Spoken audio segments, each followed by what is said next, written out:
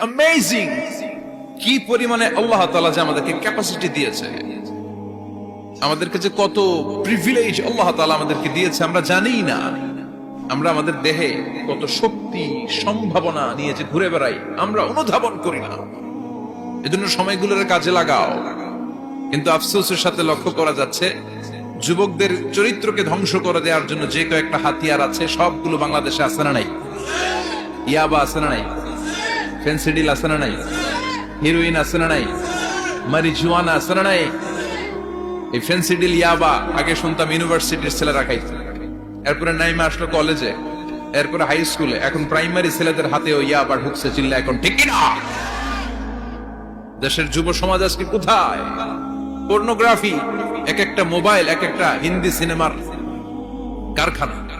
Indian নায়িকাদের কোমর দুলানো dance আছে না নাই? স্মার্টফোন নিয়ে ছেলে স্মার্ট হয়, কিন্তু ঈমান, আখলাক, চরিত্র সব শেষ। অপরাজনীতি, রাজনীতির নামে মন্দ খারাপ প্রতিহিংসামূলক ছাত্র রাজনীতি, নেতারা এই যুবক ছেলেদেরকে ইউজ করে, ওর বিরুদ্ধে ও মার, তুই ওরে মার, ওনারা থাকে অন্য জায়গায়, আছে না নাই? এভাবে আমাদের দেশের ছেলেদের চরিত্র, তাদের সম্ভাবনাকে আমরা নষ্ট করে দিচ্ছি। যুবক ভাইয়েরা, in the day of judgement, কিয়ামতের কঠিন ময়দানে আল্লাহ তাআলা 7 শ্রেণীর ব্যক্তিকে তার আরশের নিচে ছায়া দিবেন। এর মধ্যে এক শ্রেণী হচ্ছে তোমরা যারা যুবক, শাবুন নাশাআ ফি ইবাদাতিল্লাহ, ওই যুবক যারা তাদের যৌবনে তাদের সময়টা, তাদের দিন, তাদের রাত তারা আল্লাহর ইবাদতে কাটিয়েছে। সুবহানাল্লাহ পড়েন। 7 শ্রেণীর মধ্যে 2টা শ্রেণী হলো যুবক। একটা হলো যৌবন সময়ে যারা আল্লাহর ইবাদতে রাত কাটায়, সময় কাটায়। আর দ্বিতীয় ওই যুবক, যে যুবককে কোনো নারী অন্যায় কাজের, অন্যায় প্রেম করার পরকীয়ার অফার দেয়, ওই অফারকে ক্যান্সেল করে ওই যুবক বলে ইন্নী আখাফুল্লাহ, আমি এই পরকীয়ার দিকে যেতে পারি না, কারণ আমার অন্তরে ভয় আছে একজনের, তিনি কে? যাদের হৃদয়ে আছে আল্লাহর ভয় তারা কবু পথ ভুলে যায় না। আল্লাহর প্রেম ছাড়া এই দুনিয়ায় কারো কাছে কোনো কিছু চায় না, ঠিক কি না? রাতের আধারে যারা সেজদাতে রয়, দু চোখের স্রোতে নদী যেন বয়। আল্লাহু আকবার। তো তাহাজ্জুদ পড়বে কখন?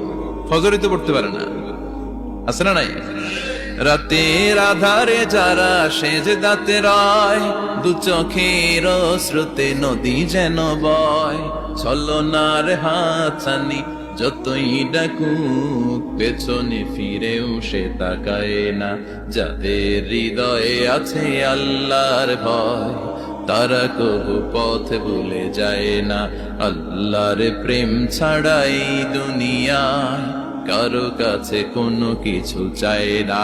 চিল্লায় বলেন ঠিক কিনা?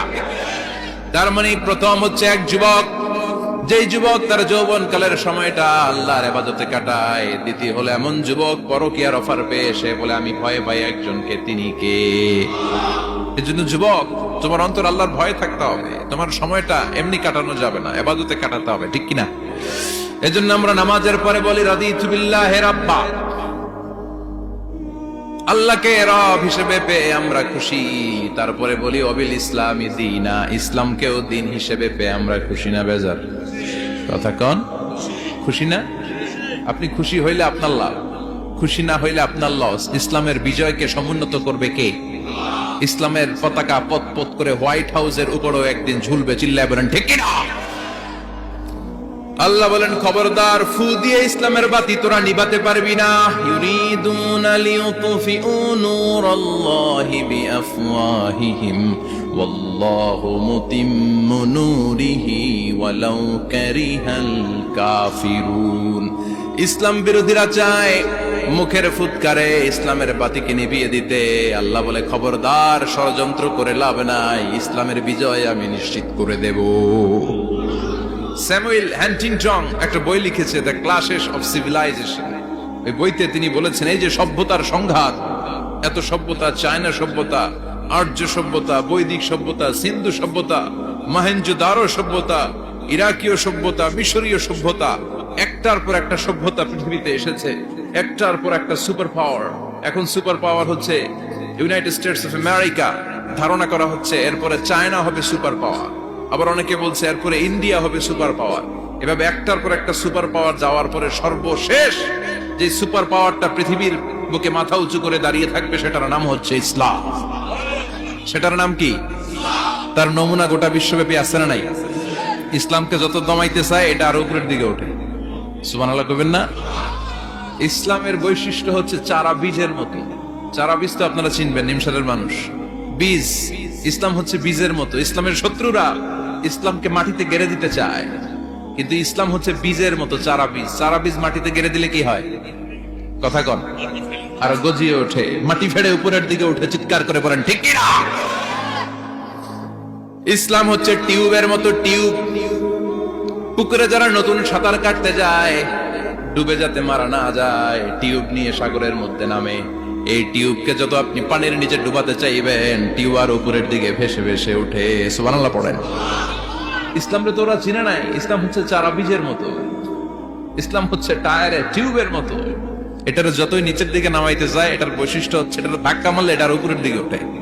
সুবহানাল্লাহ কইবেন না? গোটা বিশ্বব্যাপী আজকে ইসলামের গণজোয়ার, হাজার হাজার লোক কালিমা পড়ে মুসলমান হচ্ছে। গত কিছুদিন আগে আফ্রিকাতে এক লোক এক গ্রামের কয়েক হাজার মানুষকে এক ময়দানে দাঁড় করিয়ে একসাথে শাহাদাতের বাণী পাঠ করিয়ে মুসলমান বানায় ফেলছে। এই আফ্রিকার বুকে এতদিন আমেরিকার কাজ ছিল, এটারে বলে তানসীর, Christian missionary. Lakh lakh dollar দিয়ে আফ্রিকার দেশগুলোর মধ্যে গরিব গরিব মুসলমানগুলোর তারা নাসারা বানাতো। এই বিষয়টা যখন মুসলিম স্কলারদের নজরে এলো, এখন গোটা বিশ্বের সব মুসলিম স্কলাররা আফ্রিকায় যে ইসলামের দাওয়াতকে প্রচার করে দিচ্ছে। গ্রামকে গ্রাম খ্রিস্টান সম্প্রদায় লা ইলাহা ইল্লাল্লাহ মুহাম্মাদুর।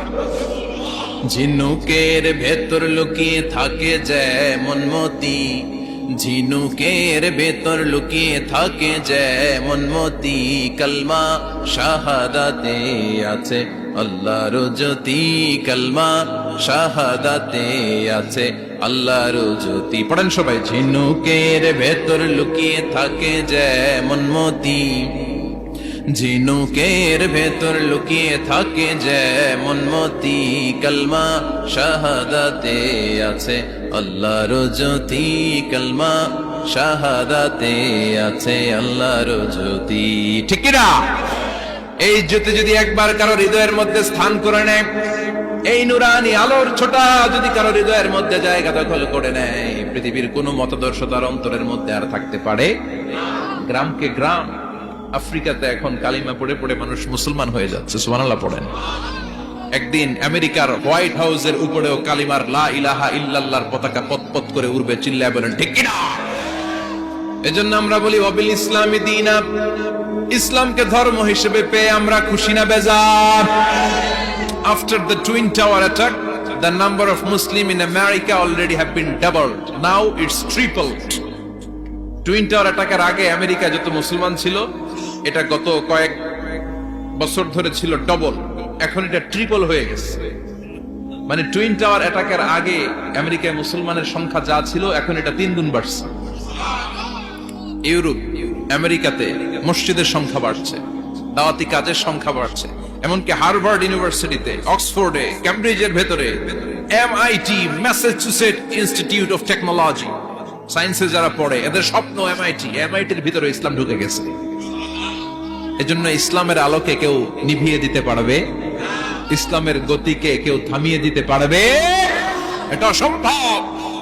এজন্য ইসলামের বিজয় সুনিশ্চিত। আমরা যারা লেগে থাকতে পারবো, আমাদের কপালকে উজালা করে দিবে কে? আর বিরোধিতা যারা করবো তাদের সব শেষ, দুনিয়াও শেষ, আখিরাতও আমও শেষ, সালাও। এজন্য আমরা বলি রাদিতু বিল্লাহি রাব্বা, আল্লাহ তোমার রব হিসেবে পেয়ে আমরা বড্ড খুশি। ওয়াবিল ইসলামি দীনা, ইসলামকে ধর্ম হিসেবে পেয়ে আমরা খুশি। ওয়াবি মুহাম্মাদিন রাসূলা, বিশ্ব নবীকে রাসূল হিসেবে পেয়েও আমরা খুশি না বেজার?